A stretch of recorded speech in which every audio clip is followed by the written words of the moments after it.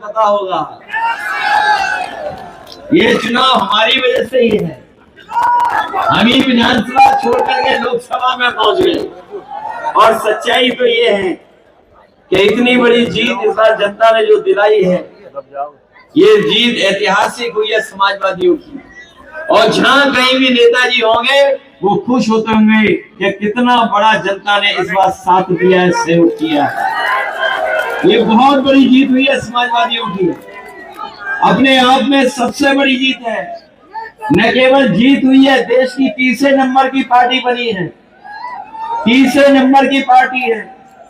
और हम आपको भरोसा दिलाते हैं कि जो नेताजी ने सपना देखा था कि समाजवादी पार्टी राष्ट्रीय पार्टी बने, जो झंडा हम लोगों को हाथ में थमाया है, हम आपको भरोसा दिलाते हैं अभी तो उत्तर प्रदेश में हम लोग सबसे ज्यादा सीटें जीते हैं। आने वाले समय में आप देखोगे समाजवादी पार्टी राष्ट्रीय पार्टी बनकर के देश में दिखाई देगी। मैं इन्हीं शब्दों के साथ एक बार फिर आप सबसे निवेदन और अपील करने आया हूँ कि तेज प्रताप जी को ऐतिहासिक वोटों से जिता दें। चाहे हमारे मंच में बैठे हो, चाहे हमारे पंडाल में, चाहे आगे पीछे खड़े हुए लोग हैं, ये सब बहुत पुराने समाजवादी लोग हैं, अपने लोग हैं, परिवार के लोग हैं।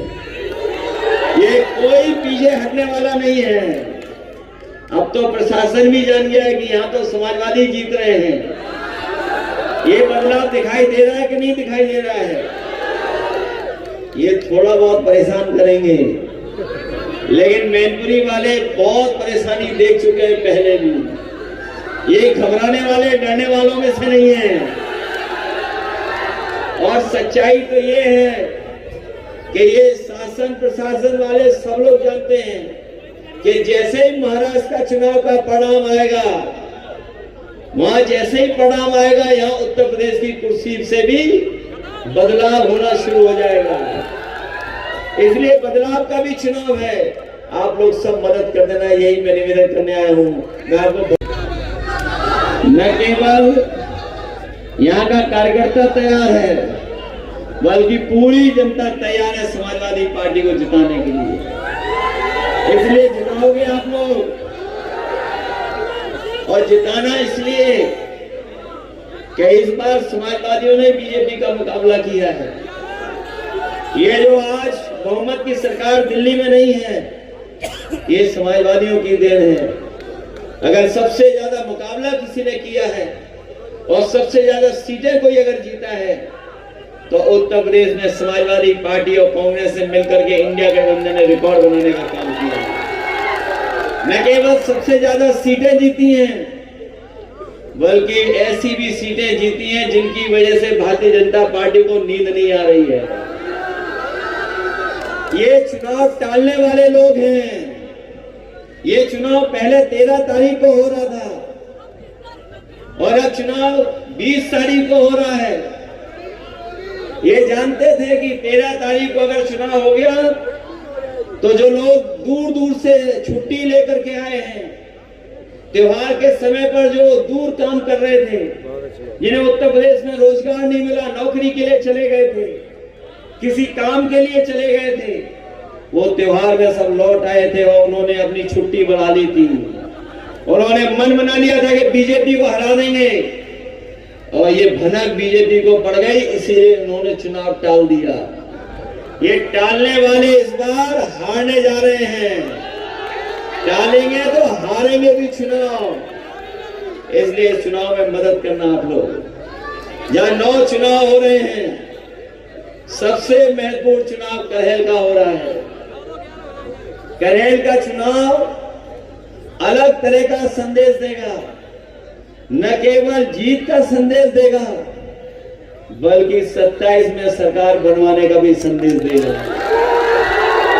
और ये क्षेत्र समाजवादियों का बहुत पुराना रहा है, बहुत पुराना क्षेत्र है। हम रिकॉर्ड बनाएंगे, रिकॉर्ड भर्ती करेंगे।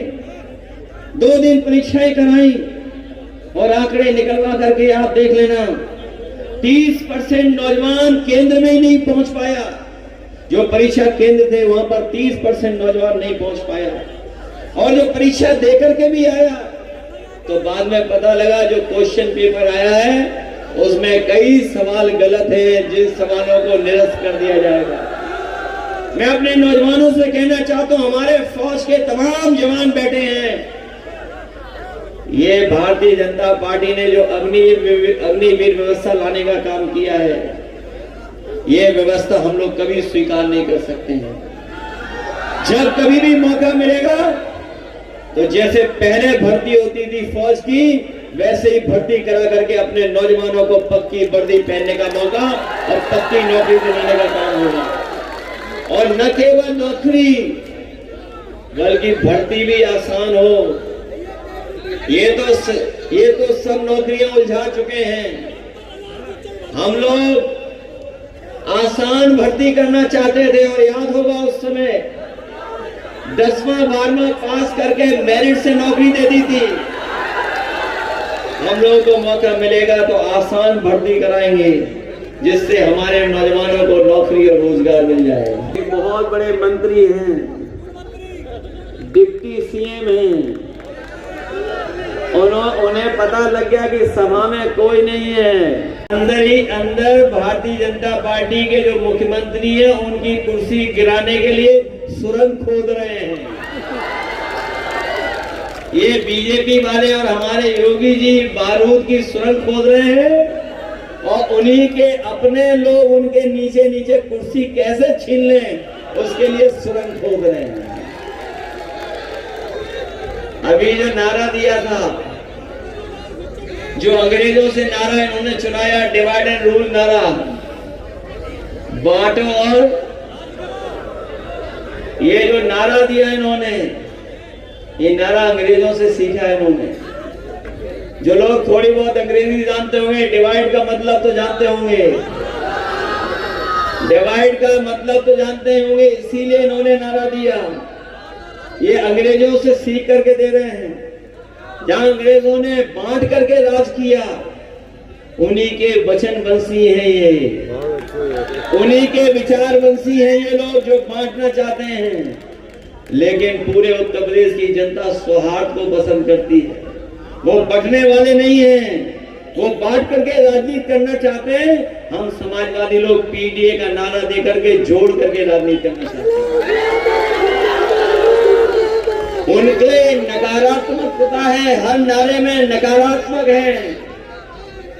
उनका एनडीए ही निगेटिव है, एन फॉर निगेटिव, और एनडीए में लगा है सबसे आगे एन लगा है, वो निगेटिव है, नकारात्मक लोग हैं।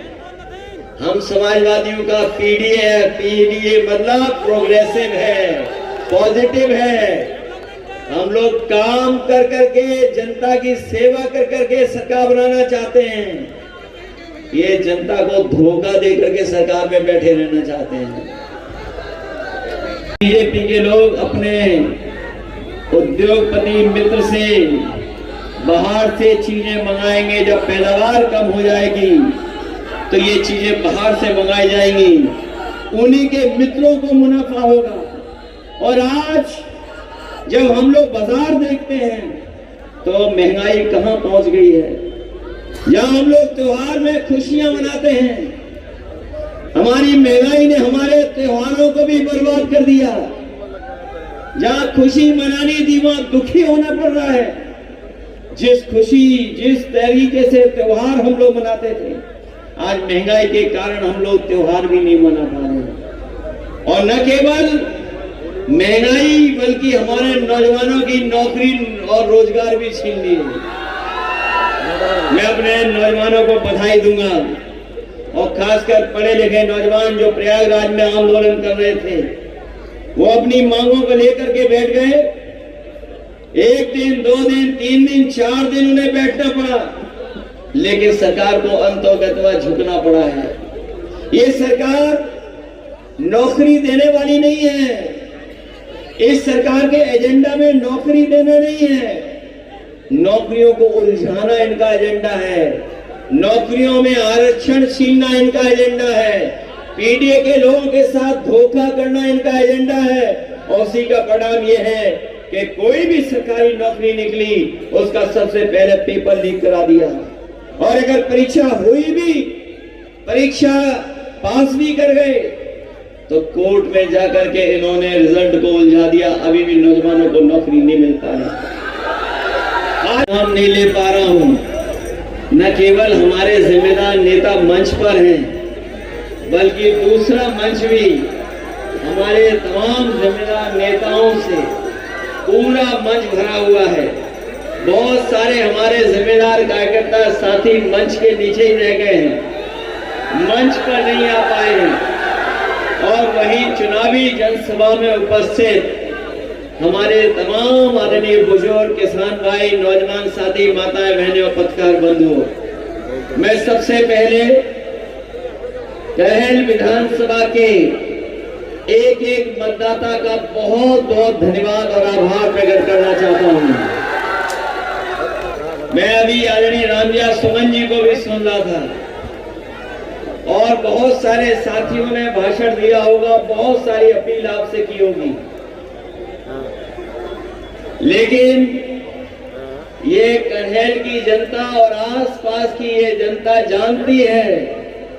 और सबसे ज्यादा जानकारी अगर कोई रखता है तो सरकार के लोग रखते हैं जानकारी। सरकार के लोगों ने पहले ही मान लिया है कि करहेल वो जीतने वाले नहीं हैं।